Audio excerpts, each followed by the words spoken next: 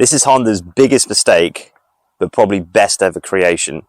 Today, we've got here the Honda Rune.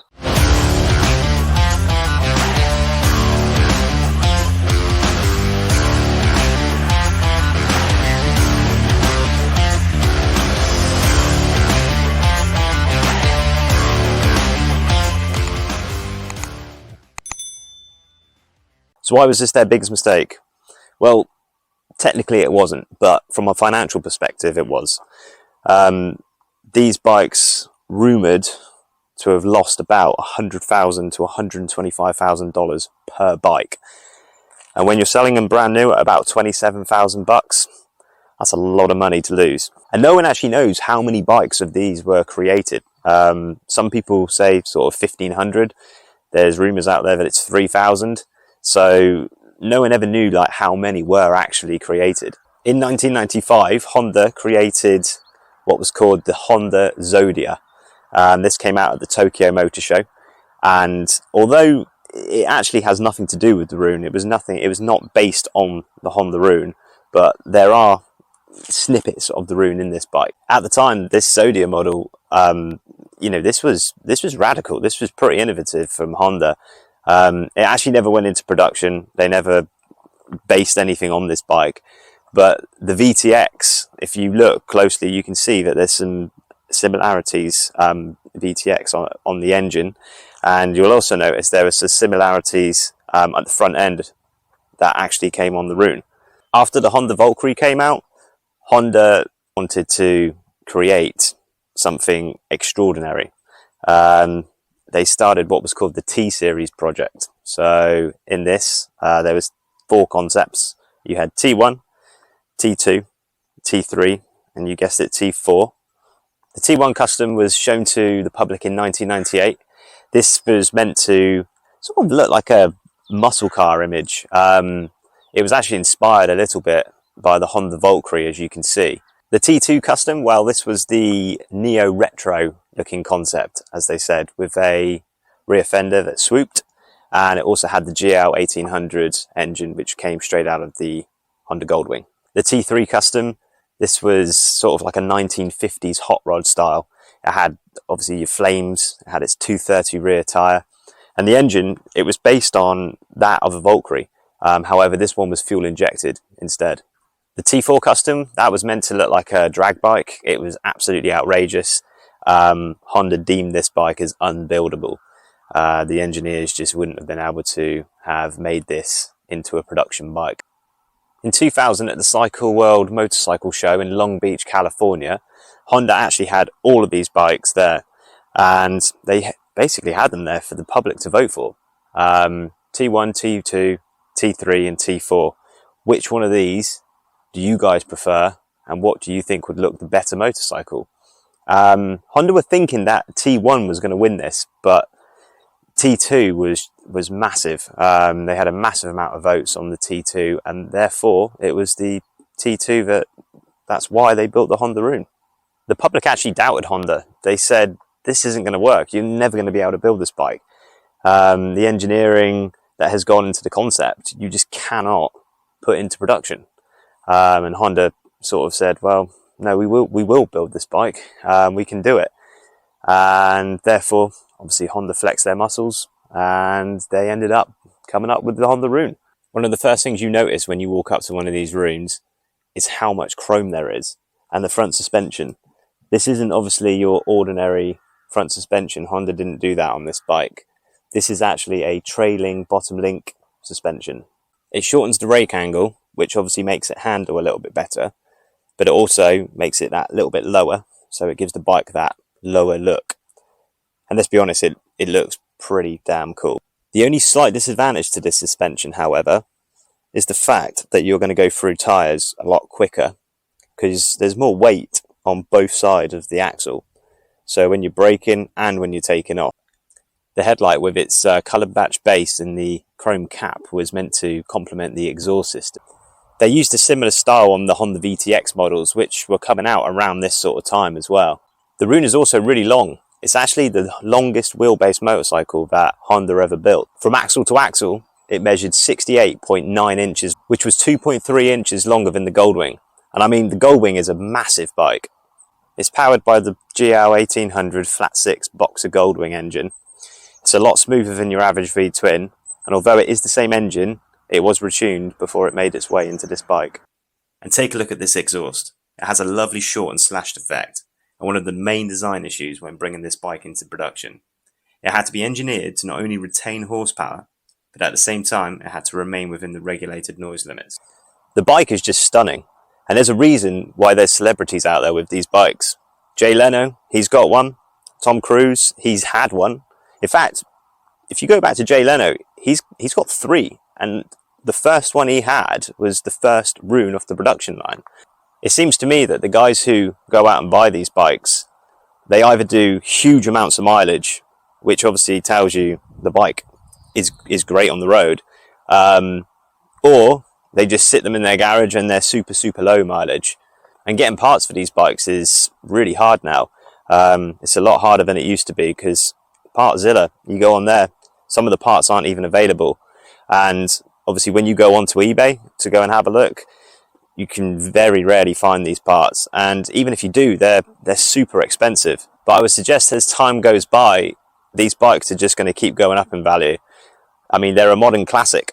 So why did we buy this bike in particular? Well, to start with, it had the chrome alloy wheels. And for me, you've got to have the chrome alloy wheels. I mean, the rest of the bike is chrome. So I just think it wouldn't look as good without them. Secondly, this bike had the pullback bars. And on there, it's littered with chrome. The reservoir covers, switch housings, it's all chrome. And we're not talking plastic chrome here, we're talking full-on metal chrome. Thirdly, this bike has got some incredibly desirable extras, including the back bike spinner on the back. It's also got the wind vest screen on the front, and also these are the Rivco highway pegs. Again, all of these parts you couldn't even get this day and age, I doubt. And even if you could get these parts, I suspect you'd have to pay an absolute fortune for them. And to top it off, underneath, it has a flat engine plate. So this is used for when you want to jack the bike up. It won't scratch the frame. So when you put it on the jack, it won't do anything to the frame, which is great. And not only that, it's ease. It's nice and easy to put onto. And the fourth reason, I mean, it's absolutely stunning. You take a look at the chrome everywhere, the paintwork, there is not a mark on it. The bike is absolutely immaculate, showroom condition. And I mean, it's got 16,000 miles on it, but the guy who owned it, he obviously took care of it. It's immaculate. We ended up buying the bike from a family in Florida. They were the second owners of the bike. The guy's dad, unfortunately, had passed away, and it was left to him, and he just didn't use it anymore. So he put it up for sale. And when my dad was over there, he went and had a look at it. He called me, he said, we're buying that bike. It's a very nice bike. And it's lovely. We've looked to buy quite a few of these Runes before, but for us, we want to buy something that's, showroom condition, almost perfect. And we've looked at a few, but unfortunately, when you get there, there's pitting in the chrome. Sometimes, they're just not what they say they are. Anyways, as you can tell, I could probably sit here and talk about this bike all day long, but I want to get out and ride it. Let's go and see what it rides like. Let's see what it's all about.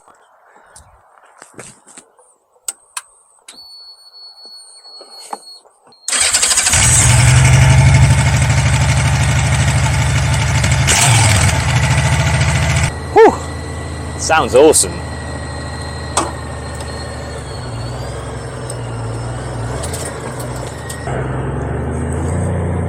Okay, let's see what this thing's all about. Initial thoughts, it's definitely not a V-twin. This thing is super smooth. And it's like everything about it actually. The clutch is smooth, the bike is smooth, the suspension, everything. We'll go for a little ride around the countryside here in England. I said before, this was Honda's biggest mistake. And I mean, from a financial perspective, yeah, okay. you know, they lost a lot of money, but was it for that? And I'll be honest, I don't think it was. It was almost a statement. We can do that. We can produce a concept bike,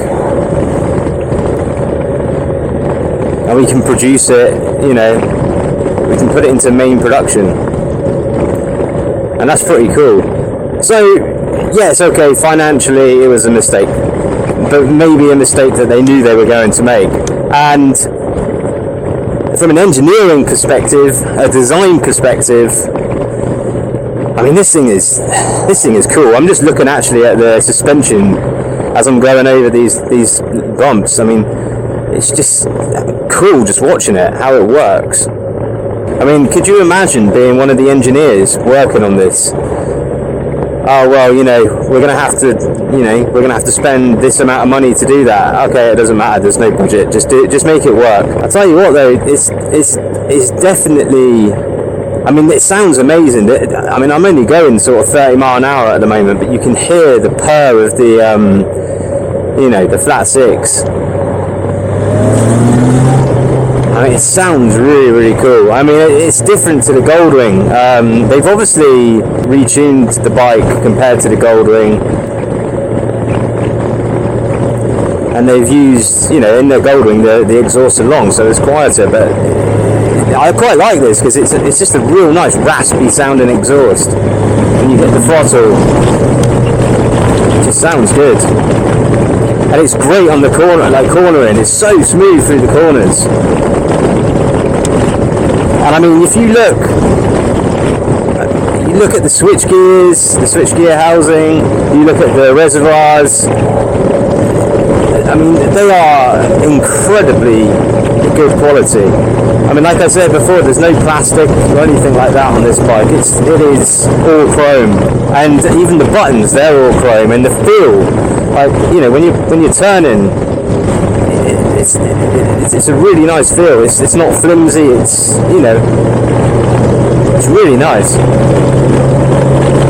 And this wind vest shield, I think it's definitely keeping the wind off of me. I mean, it's quite short, but it's nice. So is there anyone else out there who's got one of these in England? Leave me a comment below. Let's see how. I wonder how many rooms there are in England. I mean, obviously we don't know how many rooms there are still out there. I mean, they didn't know from the beginning, but it'd be interesting to know how many there are still in England.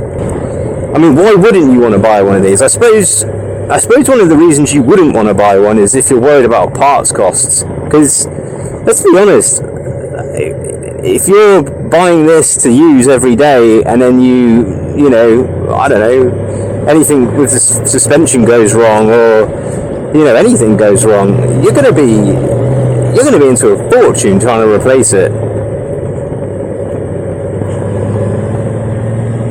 I mean, I had a look for the fenders on Partzilla. I just had a look just to see like how much like the tank fenders, things like that were going for, and some of the stuff is just like not even available. You have to search. You have to search, and even when you're searching, some of the stuff, it's like almost like a Victory to some extent. You know, I know the Victories are, you know, they're becoming harder to find parts for, that's for sure. So yeah, maybe you wouldn't want to buy one of these if you're worried about, you know, getting replacement parts. I mean, if you are going to be using this, you know, you're going to be riding this thing every day, or you're going to be using it quite a lot, putting some miles on it, you need to be wary about that. But I mean, the majority of people, I think, they probably buy these just to sort of say, hey, I've got a Rune. That's, you know, it's quite a cool conversation starter. I mean, you could put it in the living room. This thing would look really cool in the living room, do you know what I mean? Or even if it's just in your garage, you know, and you get to go out and look at it every night. Just sit there and look at it. And why not? If you've got enough money to do that, then hey. But I mean, I think realistically, you're just buying this to take out and sort of show off a little bit. Go to the shows and sort of say, hey, look at this. I've got a Rune. I keep going back to the smoothness. It is so smooth. I mean, I think the Valkyries and the Goldwings are smooth. I mean, the Valkyries, in my opinion, they were my favourite. They are my favourite bike. I just think they're really cool. This is more refined. It's smoother. It's smoother than a Valkyrie. But at the same time, it's got that, you know, it's got that exhaust. It sounds really cool. I mean, bear in mind this is a 2004. I've got a 2014 Valkyrie with the GR 1800 engine in it, and I mean, I wouldn't say that this is. I would say that they're not far off, like refinement-wise. I suppose another negative, actually, and I hate to keep bringing negatives up, but there are you've got to mention the negatives. I suspect another negative is the fact that they only come with a single seat. So if you're buying this to take your partner out on the back, or if you're taking someone out on the back of it, I mean, it's probably isn't the right bike to buy. I mean, I know you can get some seats out there with, you know, with pillions on, but it's going to ruin the look of the bike, I think. So you just wouldn't. I don't think you'd want to do it. I mean, I hope you've enjoyed the video. This is my first video for YouTube, and I want to do a few more because I've got a few cool bikes in stock at the moment. We've got a Boss Hoss 5.7 litre V8. We have that one, which I'm gonna look to do a video on that. But if you like, you know, if I'm happy for some constructive criticism as well. If you want to, you know, if you want to tell me something I'm doing wrong, please do. So we've got a national speed limit coming up, so we'll just see what this thing's like. Let's go. Whoa! Holy! Oh yeah, this thing's quick. I suppose you'd expect that out of a GR 1800 though. But it's how smooth it delivers it. The gearbox is super smooth. Going through the gears. Yeah, for any of you history fans out there, there was just a sign for Stonehenge. Stonehenge is literally like a mile away from here, but we're not going to head that way because I suspect Friday there'll be a lot of traffic going that way. So yeah, I mean, going back to why you would buy the bike, it's smooth, it's quick, it sounds good, the design is just amazing, it looks cool. I mean, look at all the chrome. It's a good job there's not too much sun out today because I'd probably be blind. So what are my final thoughts? I'd say 10 out of 10. It's hard to knock this bike. Was it their biggest mistake? No. I don't think so. Financially, yes.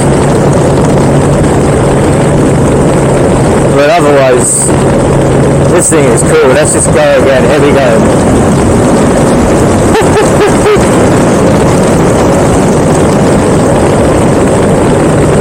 And that is in 5th gear as well. So I'm just coming up to the base now. But thanks for watching the video. I hope you guys get something out of it. I hope you enjoyed it. Obviously, hit the like button, hit the subscribe button. If you've got any comments to say below, please leave them. Once again, thanks guys.